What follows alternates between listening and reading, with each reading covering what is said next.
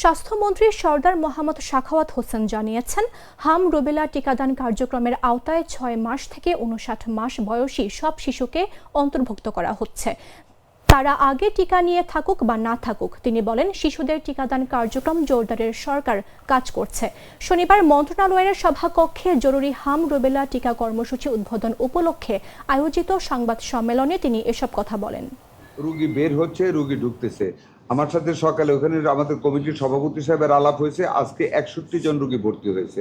এর মধ্যে যদি কারো আইসির প্রয়োজন করে আমরা অল্টারনেটিভ ব্যবস্থা করার জন্য আমরা বসে আছি এবং ইনশাল্লাহ ব্যবস্থা করবো। নাম্বার 1।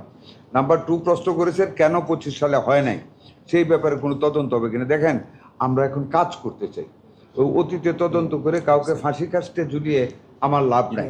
আমাকে আমার মানুষকে বাঁচাতে হবে, আমার শিশুদের বাঁচাতে হবে, আমার যন্ত্রপাতি আনতে হবে। We are giving importance to the current work, current liability, current attack, এগুলিকে আমরা মিট করতে চাই। অতীত নিয়ে ঘাটাঘাটি এখন পর্যন্ত